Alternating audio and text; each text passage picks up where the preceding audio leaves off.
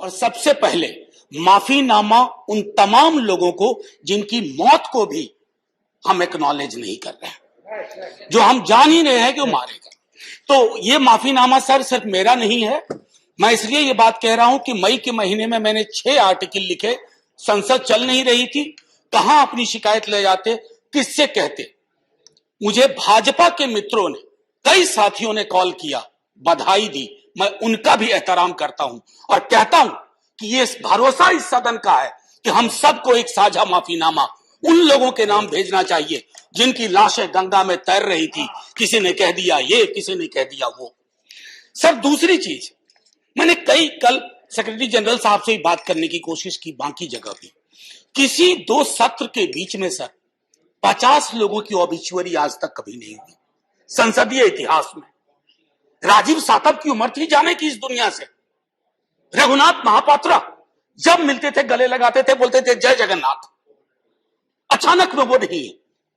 ये पीड़ा व्यक्तिगत है, आंकड़ा मैं नहीं कहना चाहता हूं, मेरा आंकड़ा, तुम्हारा आंकड़ा, अपनी पीड़ा में आंकड़ा ढूंढिए। एक व्यक्ति नहीं है इस देश में, इस सदन में, सदन के बाहर, उस सदन में जो ये कहे कि उसने किसी जानने वाले को ना खोया हो। सर पीड़ा कह सकता हूं। ऑक्सीजन के लिए लोग फोन करते थे, हम अरेंज नहीं कर पाते थे। लोग समझते हैं सांसद है, ऑक्सीजन पिछा देगा। 100 फोन में पूरे दिन में शाम को बैठ के देखते थे, सक्सेस रेट 2, सक्सेस रेट 3। हमको कौन सा आंकड़ा कोई बताएगा साहब? हमको नहीं चाहिए, किसी आंकड़े की बात नहीं करनी है। हमें देखना है कि जो लोग गए वो जिंदा दस्तावेज छोड़ के गए हैं हमारे फेलियर का। मैं आपकी बात नहीं कर रहा हूं साहब। आप कहिएगा 70 साल में कुछ नहीं हुआ, मैं उसमें जाना ही नहीं चाहता। ये कलेक्टिव फेलियर है 47 से लेके अब तक की सारी सरकारों का। क्या बना दिया हमने? मुझे पता नहीं था कि अस्पताल और ऑक्सीजन का क्या रिश्ता होता है सर। ईमानदारी से कहता हूं, मैं मेडिकल बैकग्राउंड से नहीं आता हूं। सुबह से लोगों को दिखता था ऑक्सीजन ऑक्सीजन, रेमडेसिविर। मैं तो दवाइयों के नाम तक शुरू में सर प्रोनाउंसिएशन चेक किए कि कैसे उच्चारण करूंगा। ये हालत है। और तब हम आंकड़ों की बात कर रहे हैं, तब हम ये बात कर रहे हैं थैंक यू फलाना साहब, चिलाना साहब। सर मैं यहां से निकलता हूं, बहुत बड़ा विज्ञापन लगा हुआ है, मुफ्त वैक्सीन, मुफ्त राशन, मुफ्त इलाज। सर एक मिनट, मैंने किसी नहीं, please I don't want my time. मैं किसी दल की ओर से आज नहीं बोल रहा हूं। मैं दावे के साथ कहता हूं, मैं लाखों लोगों की ओर से बोल रहा हूं जो यहां बोलना चाहते हैं। अब मेरी बात सुनिए, आज शिकायत नहीं कर रहा हूं आपसे। ये वेलफेयर स्टेट है ना। एक साबुन की टिकिया अगर कोई गरीब गांव में खरीद रहा है ना सर, तो अडानी अंबानी के बराबर का करदाता है। आप उसको कह रहे हो मुफ्त, मुफ्त वैक्सीन, मुफ्त इलाज, मुफ्त राशन। नहीं साहब, कुछ मुफ्त नहीं है, उसका स्टेट है। इस वेलफेयर स्टेट का कमिटमेंट है, उसको आप डिनाग्रेट मत करिए, डेमोनाइज मत करिए, उसे बौना मत बनाइए। ये आग्रह है मेरा। सर मैं इससे पहले की कुछ और बातें कहूं, मेरे पास अभी वक्त है। सर इस कोरोना को मैं भी मानता हूं, मेरे पूर्व के वक्ता कुछ कह रहे थे, ये चैलेंज है हमारे लिए सर। बहुत बड़ी बड़ी बातें नए नए कानून की हो रही है। राइट टू हेल्थ की बात क्यों नहीं करते हम लोग? राइट टू हेल्थ, स्वास्थ्य का अधिकार, उसमें कोई किंतु परंतु लेकिन परंतु नहीं, सीधे तौर पे स्वास्थ्य का अधिकार constitutionally guaranteed. Right to life के साथ लिंक करिए। किसी अस्पताल की मजाल नहीं होगी कि वो उस खिलवाड़ कर पाए उस राइट टू लाइफ का। करना नहीं चाहते। राइट टू वर्क, उस पर काम करिए।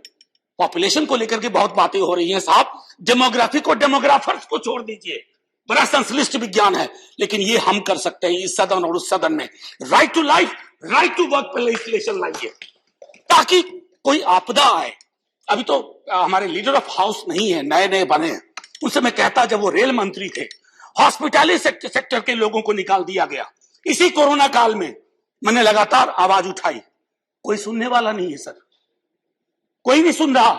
अगर आप सांसद की नहीं सुन रहे हैं तो जो छोटे अदना संविदा वाले नौकरी से निकाले गए उसकी कौन सुनेगा सर? एक और अद्भुत चीज हुई इसी कोरोना के दौरान, माननीय उपसभापति महोदय, जब हाहाकार मचा हुआ था हॉस्पिटल के लिए, आईसीयू बेड्स के लिए, दवाइयों के लिए, यह हाहाकार जब मचा हुआ था, उस दौर में सर कई चीजें हुई, जिसमें से एक जो महत्वपूर्ण चीज मैं जिसका जिक्र करूंगा, उस हाहाकार में सरकारें, मैं सिर्फ केंद्र को नहीं कह रहा हूं, कई राज्य सरकारें भी नदारत थी। वो 1.5 महीना कैसे बिताया है इस मुल्क ने, हमारे सदन के कोई लोग बड़े मुश्किल से बच के आए, मैं नाम नहीं लूंगा, पूरे देश ने वो वक्त कैसे बिताया है, नाइटमेयर की तरह लगता है सर, डरावना लगता है। एक मेरा स्टूडेंट पढ़ा है, वह 37 साल का, हॉस्पिटल का बेड जब तक मैंने अरेंज किया वो दुनिया छोड़ के जा चुका था। मैं इसलिए बार बार इसको इसलिए ये कह रहा हूं कि इसमें व्यक्तिगत पीड़ा को ढूंढिए, तब हम इसका निदान ढूंढ पाएंगे।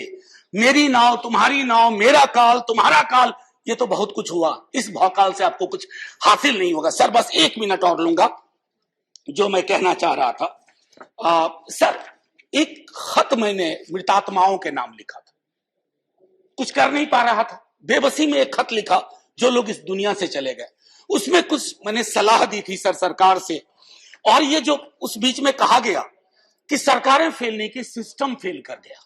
अरे साहब, ये सिस्टम कौन क्या है? बचपन से सुनते थे कि सिस्टम के पीछे व्यक्ति होता है, सिस्टम के पीछे एक संरचना होती है। अगर वो सिस्टम फेल किया है, चाहे दिल्ली में या किसी गांव की गलियों में, तो वहां की सरकारें फेल गई। सिस्टम का नाम इसे मत दीजिए, क्योंकि यही वो सिस्टम बनाते हैं। धन्यवाद। और आप बस आखिरी टिप्पणी करने दीजिए। प्रोफेसर धन्यवाद, आपको ज्यादा टाइम दे चुका हूं मैंने। सर बस 10 सेकंड लूंगा। आज जय हिंद बोलने में भी वो खुलूस नहीं आ रहा है जो आम दिनों में हुआ करता है। मैं सिर्फ इतना आपसे आपके माध्यम से कहना चाहता हूं, मैंने एक शिकायत नहीं की सर, किसी से नहीं। किससे शिकायत करेंगे? आहत हूं, जगाना चाहता हूं स्वयं को भी, आपको भी, क्योंकि अगर गंगा में तैरती लाशें, सर जिंदगी में डिग्निटी चाहिए, मौत में उससे बड़ी डिग्निटी चाहिए। हमने अनडिग्निफाइड डेथ को विटनेस किया है, और अगर हमने इसको दुरुस्त नहीं किया सर, आने वाली सदियां माफ नहीं करेगी। आप बड़े बड़े इश्तहार छपवाओ, अखबारों के 4 पन्ने रंग दो, फलाना थैंक यू सर, इतिहास को थैंक यू कहने का मौका मिलना चाहिए। धन्यवाद। जय हिंद सर। अगर मेरी बात से फिर भी किसी को कष्ट पहुंचाओ, मैं उन्हीं लाखों लोगों की धन्यवाद डेड बॉडी के बिहाफ पे आपसे माफी मांगता हूं। जय हिंद। धन्यवाद। Next speaker is Sanjay Raut.